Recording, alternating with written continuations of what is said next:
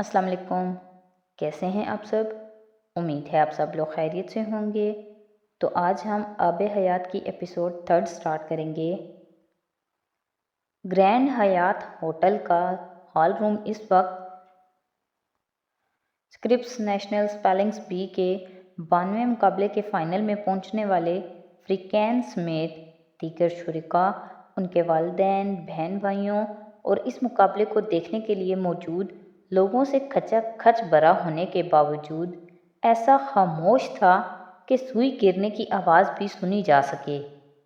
وہ دو افراد جو فائنل میں پہنچے تھے، ان کے درمیان 14واں راؤنڈ کھیلا جا رہا تھا۔ 13 سالہ نینسی اپنے لفظ کے ہجے کرنے کے لیے اپنی جگہ پر آ چکی تھی۔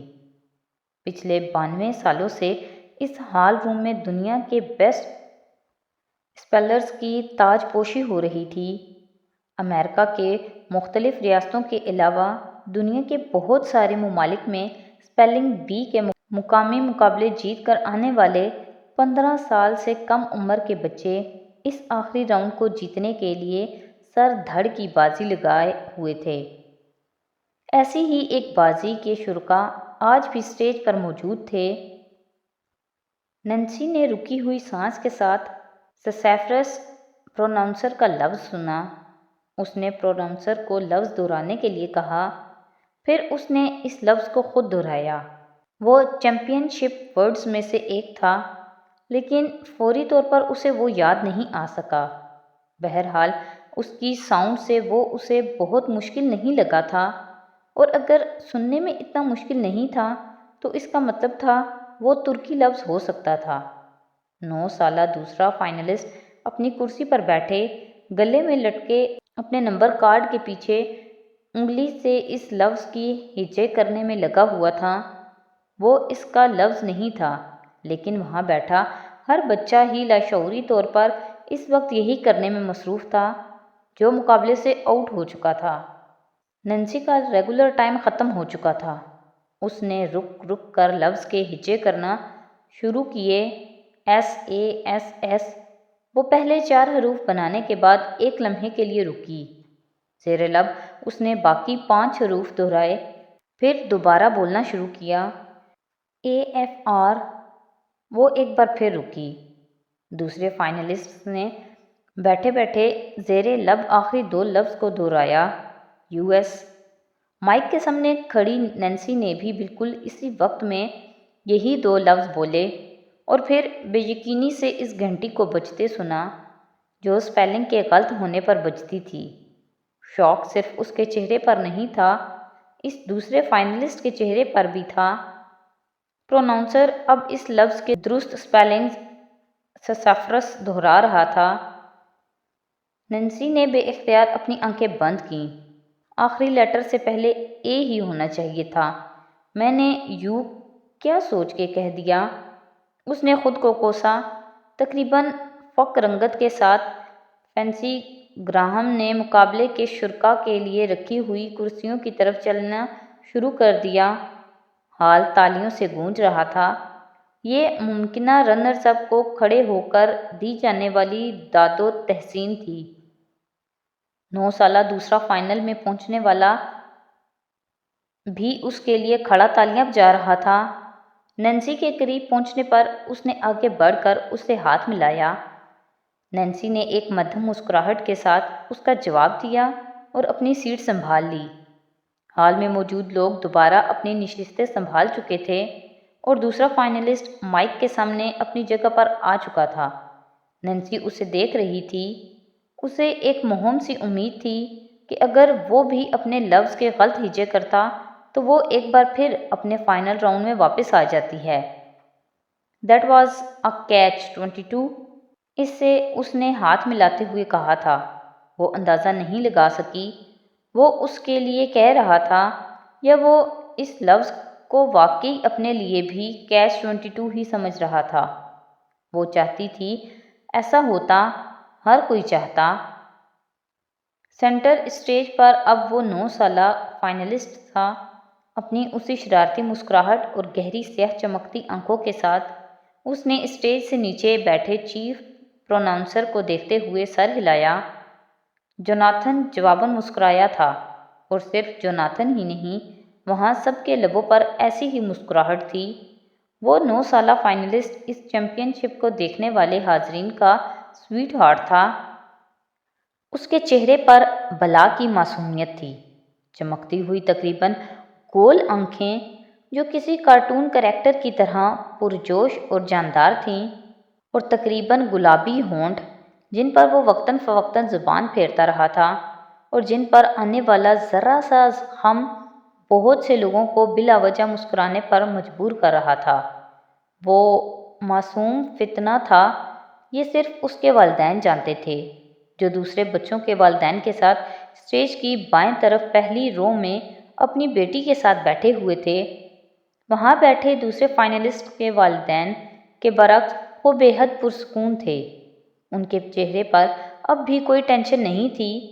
جب ان کا بیٹا چیمپئن شپ ورلڈ کے لیے آ کر کھڑا تھا، ٹینشن اگر کسی کے چہرے پر تھی تو وہ ان کی 7 سالہ بیٹی کے چہرے پر تھی، جو 2 دن پر مشتمل اس پورے مقابلے کے دوران ہلکان رہی تھی، اور اب وہ ان آنکھوں پر گلاسز ٹکائے پورے انہماک کے ساتھ اپنے 9 سالہ بھائی کو دیکھ رہی تھی، جو پروناؤنسر کے لفظ کے لیے تیار تھا۔ کیپیلٹی، جوناتھن نے لفظ ادا کیا۔ اس فائنلسٹ کے چہرے پر اچانک ایسی مسکراہٹ آئی تھی جیسے وہ بمشکل کنٹرول کر رہا تھا۔ اس کی آنکھیں پہلے کلاک وائز پھر اینٹی کلاک وائز گھومنا شروع ہوئیں۔ ہال میں کچھ کھلکھلاہٹیں ابھر آئیں۔ اس نے چیمپئن شپ نے اپنا ہر لفظ سننے کے بعد اسی طرح ری ایکٹ کیا تھا۔ بھینجی ہوئی مسکراہٹ اور گھومتی ہوئی آنکھیں کمال کی خود اعتمادی تھی۔ کئی دیکھنے والوں نے اسے داد دی۔ اس کے حصے میں آنے والے الفاظ دوسروں کی نسبت زیادہ مشکل تھے۔ یہ اس کے لیے مشکل وقت ہوتا تھا، لیکن بے حد روانی سے، بغیر اٹکے، بغیر گھبرائے، اسی پر اعتماد مسکراہٹ کے ساتھ وہ ہر پہاڑ سر کرتا رہا اور آخری چوٹی کے سامنے کھڑا تھا۔ Definition please. اس نے اپنا ریگولر ٹائم استعمال کرنا شروع کیا۔ Language of origin. اس نے پروناؤنسر کے جواب کے بعد اگلا سوال کیا۔ اٹالین۔ اس نے پروناؤنسر کے سوال کو دہراتے ہوئے کچھ سوچنے والے انداز میں ہونٹوں کو دائیں بائیں حرکت دی۔ اس کی بہن بے چینی اور تناؤ کی کیفیت میں اسے دیکھ رہی تھی۔ اس کے والدین اب بھی پرسکون تھے۔ اس کے تاثرات بتا رہے تھے کہ لفظ اس کے لیے آسان تھا۔ وہ ایسے ہی تاثرات کے ساتھ پچھلے تمام الفاظ ہجے کرتا رہا تھا۔ پلیز اس لفظ کو کسی جملے میں استعمال کریں، وہ اب پروناؤنسر سے کہہ رہا تھا۔ پروناؤنسر کا بتایا ہوا جملہ سننے کے بعد گلے میں لٹکے ہوئے نمبر کارڈ کی پشت پر انگلی سے اس لفظ کو لکھنے لگا۔ اب آپ کا ٹائم ختم ہونے والا ہے۔ اسے آخری 30 سیکنڈ کے شروع ہونے پر اطلاع دی گئی، جس میں اس نے اپنے لفظ کو ہجے کرنا تھا۔ اس کی آنکھیں گھومنا بند ہو گئیں۔ کیپیلٹی۔ اس نے ایک بار پھر لفظ کو دہرایا۔ CAPPELL۔ وہ ہجے کرتے ہوئے ایک لفظ کے لیے رکا، پھر سانس لیتے ہوئے اس نے دوبارہ ہجے کرنا شروع کیا۔ ETTI۔ ہال تالیوں سے گونج اٹھا تھا اور بہت دیر تک گونجتا رہا۔ اسپیلنگ بی کا نیا چیمپئن صرف ایک لفظ کے فاصلے پر تھا۔ تالیوں کی گونج تھمنے کے بعد جوناتھن نے اسے آگاہ کیا تھا کہ اسے اب ایک اضافی لفظ کے حروف بتانے ہیں۔ اس نے سر ہلایا۔ اس لفظ کے ہجے نہ کرنے کی صورت میں نینسی ایک بار پھر سے مقابلے میں واپس آ جاتی۔ اسنیکٹو۔ اس کے لیے لفظ پروناؤنس کیا گیا۔ ایک لمحے کے لیے اس کے چہرے کی مسکراہٹ غائب ہو گئی تھی، پھر اس کا منہ کھلا اور آنکھیں پھیل گئی تھیں۔ او مائی گاڈ! اس کے منہ سے بے اختیار نکلا تھا۔ وہ سکتے میں تھا، اور اس چیمپئن شپ میں یہ پہلا موقع تھا کہ اس کی آنکھیں اور وہ خود اس طرح جامد ہوا تھا۔ نینسی بے اختیار اپنی کرسی پر سیدھی ہو کر بیٹھ گئی۔ تو کوئی ایسا لفظ آ گیا تھا جو اسے دوبارہ چیمپئن شپ میں لا سکتا تھا۔ اس کے والدین کو پہلی بار اس کے تاثرات نے بے چین کیا تھا۔ ان کا بیٹا اب اپنے نمبر کارڈ سے اپنا چہرہ حاضرین سے چھپا رہا تھا۔ حاضرین اس کی انگلیوں اور ہاتھوں کی کپکپاہٹ بڑی آسانی سے اسکرین پر دیکھ سکتے تھے، اور ان میں سے بہت سو نے اس ہجے کے لیے واقعی بہت ہمدردی محسوس کی تھی۔ وہاں بہت کم تھے جو اسے جیتتے ہوئے دیکھنا نہیں چاہتے تھے۔ ہال میں بیٹھا ہوا صرف ایک شخص مطمئن اور پرسکون تھا۔ پرسکون یا پرجوش کہنا مشکل تھا، اور وہ اس بچے کی 7 سالہ بہن تھی جو اپنے ماں باپ کے درمیان بیٹھی ہوئی تھی، جس نے اپنے بھائی کے تاثرات پر پہلی بار بڑے اطمینان کے ساتھ کرسی کی پشت کے ساتھ مسکراتے ہوئے ٹیک لگائی۔ گود میں رکھے ہوئے اپنے دونوں ہاتھوں کو بہت آہستہ آہستہ اس نے تالی کے انداز میں بجانا بھی شروع کر دیا تھا۔ اس کے ماں باپ نے بیک وقت تالی بجاتے ہوئے اس کے ہاتھوں کو اور اس کے مسکراتے چہرے کو الجھتے ہوئے انداز میں دیکھا، پھر اسٹیج پر اپنے لرزتے کانپتے کنفیوز بیٹے کو، جو نمبر کارڈ کے پیچھے اپنا چہرہ چھپائے انگلی سے کچھ لکھنے اور بڑبڑانے میں مصروف تھا۔ اس کتاب کا پہلا باب اگلے 9 ابواب سے مختلف تھا۔ اسے پڑھنے والا کوئی بھی شخص یہ فرق محسوس کیے بغیر نہیں رہ سکتا تھا کہ پہلا باب اور اگلے 9 ابواب ایک شخص کے لکھے ہوئے نہیں لگ رہے تھے۔ وہ ایک شخص نے لکھے بھی نہیں تھے۔ وہ جانتی تھی کہ وہ اس کی زندگی کی پہلی بددیانتی تھی، لیکن یہ نہیں جانتی تھی کہ آخری بھی یہی ہوگی۔ اس کتاب کا پہلا باب اس کے علاوہ اب کوئی اور نہیں پڑھ سکتا تھا۔ اس نے پہلا باب بدل دیا تھا۔ نم آنکھوں کے ساتھ اس نے پرنٹ کمانڈ دی۔ پرنٹر برق رفتاری سے 50 صفحے نکالنے لگا، جو اس کتاب کا ترمیم شدہ پہلا باب تھا۔ اس نے ٹیبل پر پڑی ڈسک اٹھائی اور بے حد تھکے ہوئے انداز میں اس پر نظر ڈالی۔ پھر اس نے اسے 2 حصوں میں توڑ ڈالا۔ پھر چند اور ٹکڑے۔ اپنی ہتھیلی پر پڑے ان ٹکڑوں کو دیکھنے کے بعد اس نے انہیں ڈسٹ بن میں ڈال دیا۔ ڈسک کا کور اٹھا۔ اس نے زیر لب اس پر لکھے ہوئے چند لفظوں کو پڑھا۔ پھر چند لمحے پہلے لیپ ٹاپ سے نکالی ہوئی ڈسک اس نے کور میں ڈال دی۔